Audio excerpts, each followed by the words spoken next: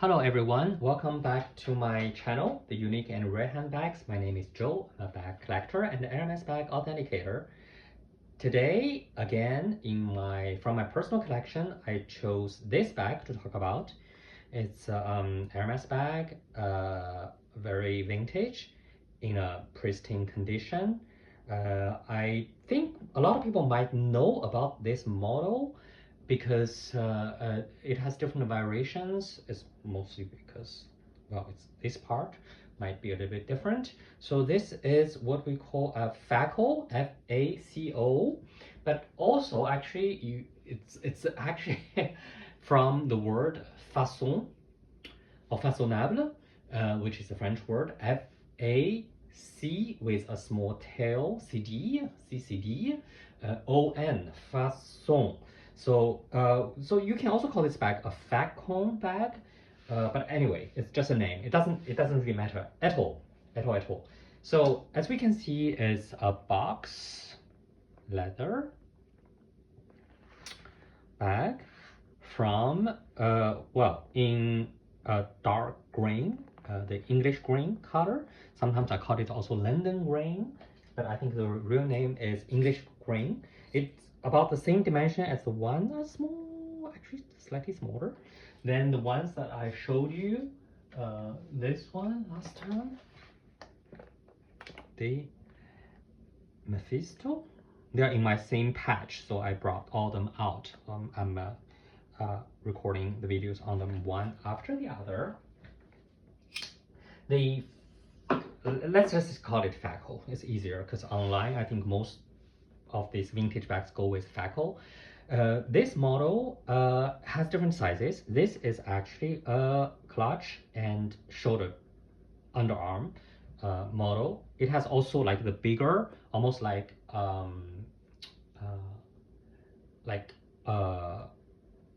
porte-document, the document carrier, like sleeve. I think that's how we call it, right?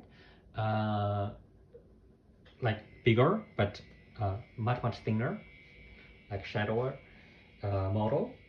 Well, let's go look at this bag quickly. Opens this way with the almost the same color toned lining in lambskin, and it has shoulder belts, not very long. Again, when it's up, I think the drop is also around 30-ish something. Yeah, it's like the one that I showed you last time, the Mephisto. At that time, all these bags, they are supposed to be carried, like if you want to carry it underarm, like on one shoulder, it's going to be under one arm, right? So this is the shoulder belt. It's the same mechanism, but actually it's different. I will show you. So this has this like small chains sewn into the leather, which is exactly the same closure as Lady. Yeah, as a Lady bag, you know, the one which goes down here with an H closure. That one, which is very popular. Do I have a picture of the Lady? This closure, be careful with this closure because maybe in that time people didn't really carry a lot of things around, so this is really a not very solid closure. I do have one Lady bag which I used the mechanism to carry it around, and after a while the chain got loosened up and detached from one side from the leather. So the repair was painfully expensive because it's painfully complicated even for Hermes, because basically they need to open up the whole like the whole stitches here and then stitch this inside somewhere, I don't even know where, and then close it up. So it was I think it costed like, well, I don't really remember exactly, but it's definitely not like under 100 euros. I'm still looking for the lady that I promised you to show you. Lady, where's my lady? This is a Annie. This is not a lady. The Annie and lady, they look very similar because this is an Annie. It has an H here, but it's oops. But it goes.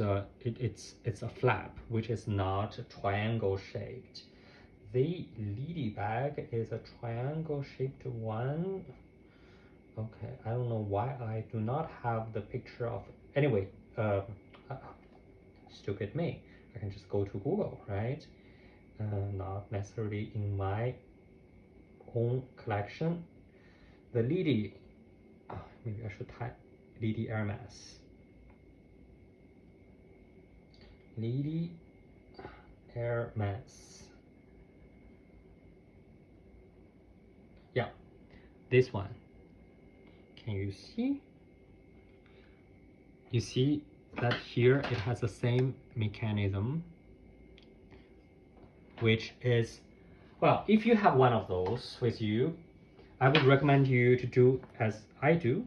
Just don't use the shoulder strap at all, because it's actually much better to just carry it as a slouch. It looks great. Shoulder straps are overrated. So inside, as we can see, it has one small pocket here and a closed pocket here. So this is basically the structure of it, and the depth is, oh yeah, this is a much, because the Mephisto that I showed you, it was like 4. I was a bit surprised because now I remember it's this model, which is 5. This is standard 5 centimeter depth of all these back models: Lily, Annie, Faco, and the one that I showed you last time, the Pan, P-A-N. It's in one of my last videos, the one in lizard that I showed you. They're all of exactly the same size, 24 centimeters there. I think it's about 20 centimeters tall and 5 centimeters deep. Oh, 19 centimeters tall. Yeah, so I love this standardized dimensions, so I know exactly what I can put in. I always put my iPad mini in it. So the year stamp, where is it? Must be here. Oh, it's here. It's an M in a circle, M in a circle, M in a circle, 1983, which is the year. And so again, at last, we analyze a little bit which part of the stitches are hand stitched, which parts are not. Actually, at that time, please do not have this confusion that all older bags, they are more hand stitched, and newer bags, yeah, in a general trends, this is true. But sometimes there are artisans at that time who really liked hand stitching, and they didn't have this much pressure as today for the production speed, so they would opt for more hand stitches. But the general trend is like leaning more and more towards the machine stitching. And also some back models which Hermes would consider at that time, or the artisan would consider more premium models, very often related to the pricing, would be more hand stitched, which didn't change too much until today. So on this one, let's have a look. This is for sure hand stitched, because this is the tension point, because when you use it, well, even nowadays this would be for sure. Oh no, actually this is a decorational piece, sorry. The tension points is only very small, like here. Yeah, but this is still hand stitched. As you can see, left up, right down, left up, right down, left up, right down, and left up, right down. Ooh, left up, right down. So this is crossed threads, so hand stitched.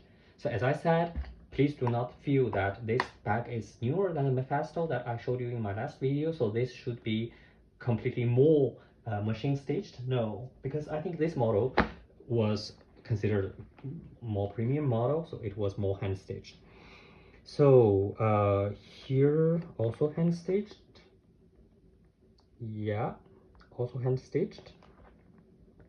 These parts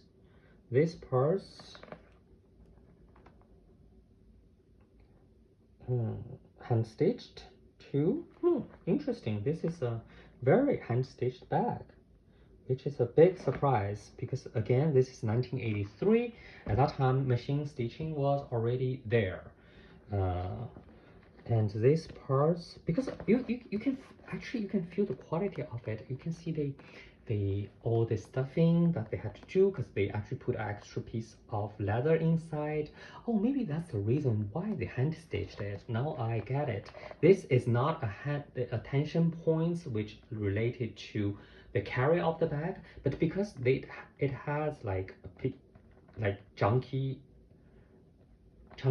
piece of leather inside to hold this shape, so they feel they should use the hand stitch. This parts too, as you can see, left up, right down, hand stitch. So how about here? Here, left up, right down on this side. Now on this side,